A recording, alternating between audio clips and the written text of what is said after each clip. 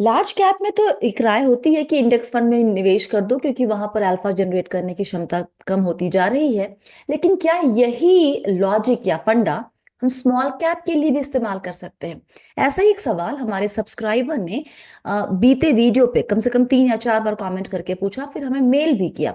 नाम है उनका अंचित रमन, और उन्होंने लिखा कि ये सवाल खास तौर पर प्रावलीन वाजपेयी मैम के लिए है, जब भी वो आए आपके यहाँ, क्योंकि वो बहुत बड़ी एडवोकेट हैं इंडेक्स फंड की।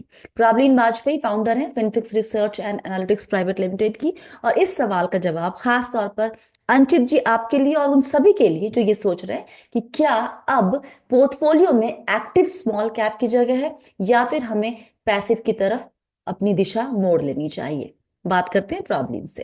थैंक यू प्रॉब्लिन, एक सवाल के लिए वक्त निकाला आपने। बहुत बहुत अहम सवाल था, और इतनी बार अंचित जी ने 3 बार कमेंट किया होगा, 2 बार मेल किया, तो मुझे लगा कि एक एक सवाल के लिए आपको मैं परेशान कर लूं। नहीं नहीं, बिल्कुल माय प्लेजर स्वाति। तो इनका सवाल बहुत ही रेलेवेंट है, और इन्होंने लिखा था कि ये क्वेश्चन स्पेशली प्रावलीन वाजपेयी मैम के लिए है। उन्होंने लिखा कि पिछले 15 साल का रिटर्न अगर आप देखिए एक्टिव स्मॉल कैप फंड में, तो एसबीआई का है 20%, एचडीएफसी 19%, डीएसपी 21%, रेगुलर प्लान की बात कर रहे हैं, +1 फॉर डायरेक्ट कंपैरिजन।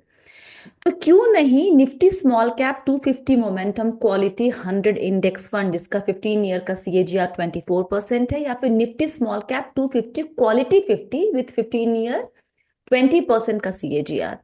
तो इन्हें क्यों ना चुना जाए? Why waste time on active funds monitoring worrying about them? Relevant question. और अभी तक ये सवाल नॉर्मली, और ये सवाल नहीं, ये एक राय सी बन गई थी कि लार्ज कैप में आप पैसिव की तरफ देख लीजिए, लेकिन स्मॉल कैप और मिड कैप में स्कोप है एक्टिव फंड्स में अल्फा जनरेट करने का। क्या ये ट्रेंड वाकई अब चेंज हो रहा है?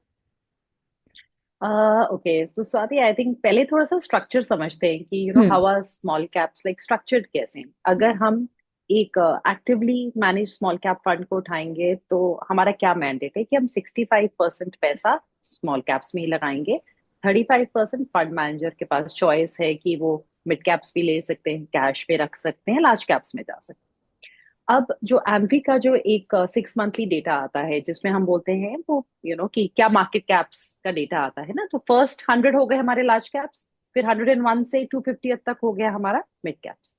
बेसिकली उस डेटा के हिसाब से तो 250 first onwards everything is small cap only. तो 5-6 हजार जितनी कंपनीज लिस्टेड है, यानी कि जो स्मॉल कैप्स का यूनिवर्स है टेक्निकली बहुत ही लार्ज है।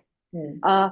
सो for an active fund manager वैसे तो बहुत चॉइस है कि उनके पास इतनी सारी कंपनीज हैं, 5,000 कंपनीज में से वो कहीं पे भी पैसा लगाएं, और उनके पास ऑप्शन होता है कि वो साथ में थोड़ा मिड कैप भी ले लें, लार्ज कैप भी ले लें, depending on the markets, cash में भी जा सकते हैं।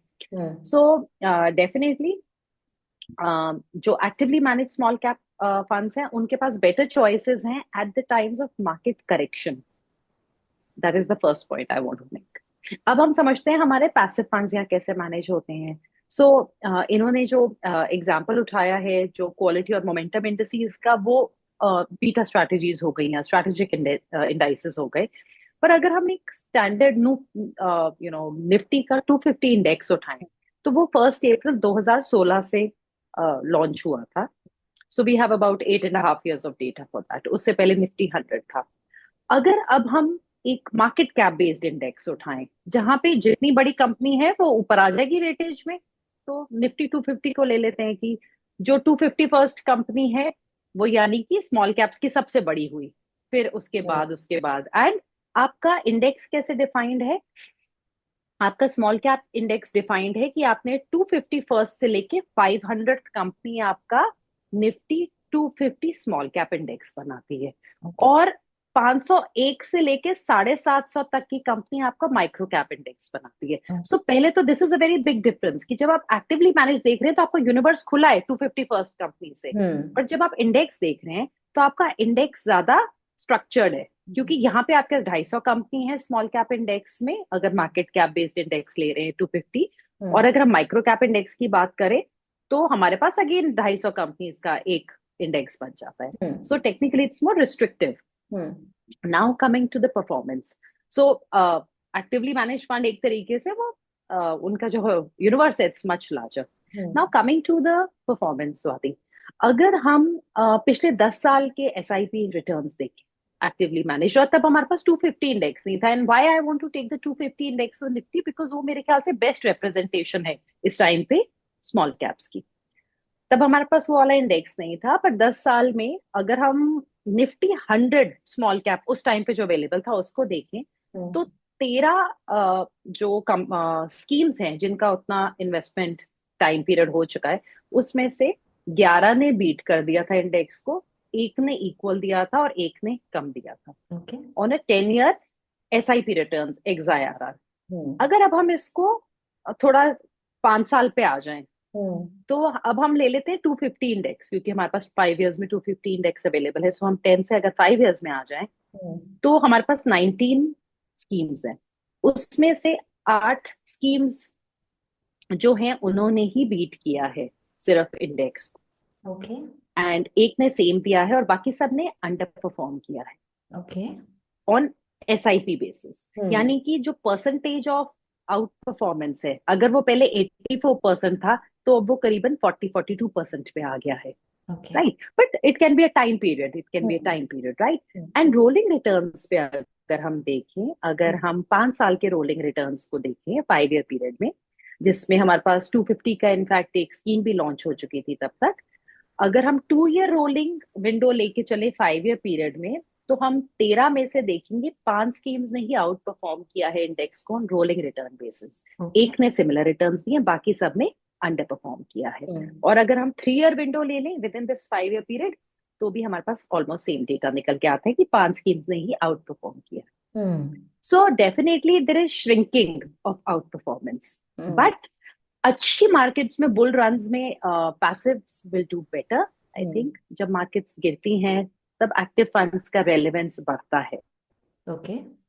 But what I broadly feel कि अगर आपका होराइजन 7 to 10 years है, तो आप एक्टिव फंड देख लो। अगर आप अभी काफी लॉन्ग टाइम पीरियड के लिए सोच रहे हैं कि आप 15 से 20 साल इन्वेस्टेड रहने वाले हैं, then you can be okay with a passive fund also. But जो बेसिक जो मंत्रा है that will remain the same, that you have to stay invested during downturns. फिर हम्म। यहाँ नहीं देखना, वहां नहीं देखना कि whether I am in the best performer और आई एम नॉट। एंड मुझे लगता है कि आप मार्केट कैप बेस्ड इंडेक्स से ही जाइए। और आगे चल के ऐसा भी हो सकता है एट सम पॉइंट स्वाति, की सेबी स्मॉल कैप्स का यूनिवर्स डिफाइन कर दे, जैसे मिड और लार्ज कैप्स का डिफाइंड है। क्या पता वो खुद ही बोल दें कि अब आप 250 फर्स्ट से लेके 500 को ही हम स्मॉल मानेंगे, बाकी सबको माइक्रो कर दिया। So hmm. again, the performance may change of the actively managed funds. So we hmm. don't know because there can always be regulatory changes. Hmm. But broadly, जो ये डेटा जो मैंने आपसे डिस्कस किया वो ये बताता है कि there is reduction, there is little shrinking in the hmm. number of schemes which are able to outperform the index. Active So funds. there is some merit. Hmm. Yes, there is some hmm. merit in going with a passive strategy as well. So I think यहाँ पर probably आप active fund ले या फिर passive fund, fund चुनने के पहले या कैटेगरी ऑफ फंड चुनने के पहले आप एक निवेशक के तौर पे खुद को भी समझ ले कि आप एक्टिव निवेशक है या फिर आप पैसिव निवेशक है। Right.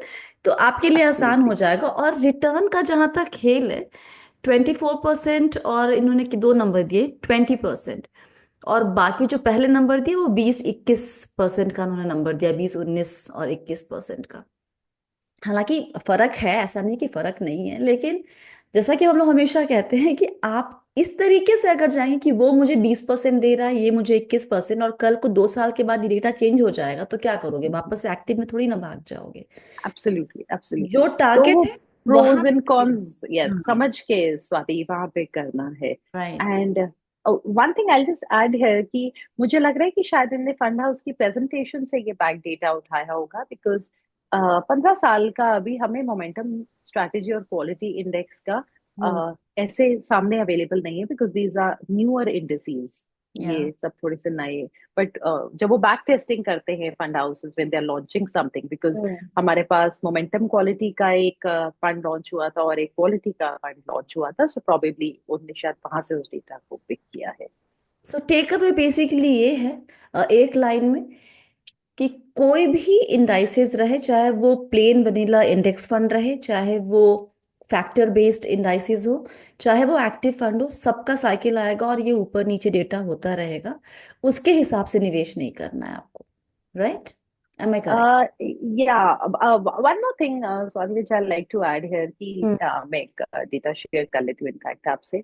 Hmm.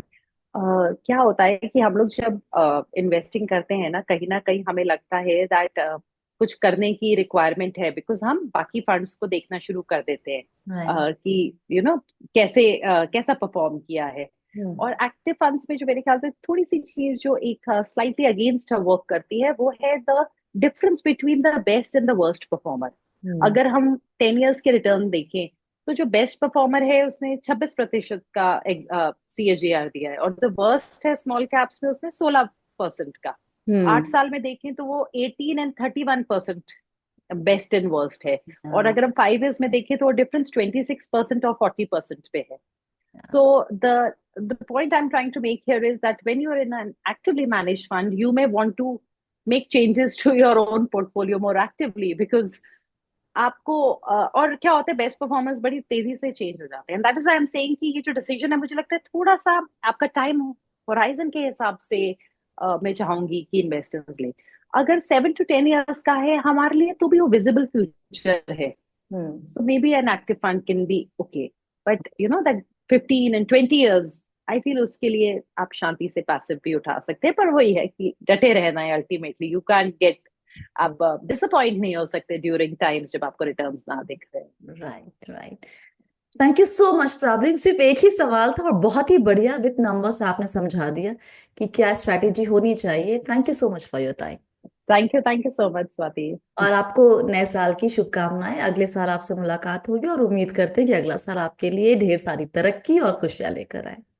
Thank you and happy new year to you too and all your viewers of be wealthy, Swati. Thank you so much. तो आज के वीडियो में फिलहाल इतना ही। सिर्फ एक सवाल के जवाब के लिए हमने ये वीडियो क्रिएट किया, क्योंकि ये सवाल बहुत ही रेलेवेंट था कि क्या अब आपके पोर्टफोलियो में एक्टिव स्मॉल कैप की जगह खत्म हो गई है और हमें भी अब पैसिव स्मॉल कैप की तरफ दिशा मोड़ लेनी चाहिए। जब भी ऐसे रेलेवेंट सवाल आते हैं तो हम कोशिश करते हैं कि उसका जवाब आपको एक वीडियो के तौर पर दे दिया जाए। तो से थैंक्स टू प्रॉब्लीन कमेंट में वक्त निकालने के लिए और सही तरीके से बहुत ही आसान भाषा में जवाब देने के लिए। और याद रखिए, आप हैं मेरे यानी स्वाति के साथ, और हम सब हैं बहुत ही सावधानी और समझदारी के साथ अमीर बनने के सफर पर। जब भी आप ऐसे रेलेवेंट क्वेश्चन करेंगे तो हम उसके ऊपर वीडियो जरूर बनाकर आपके सामने पेश करेंगे। और वक्त देने के लिए बहुत बहुत शुक्रिया। आप सभी को बहुत सारा प्यार और दुलार। Stay blessed, healthy and be wealthy.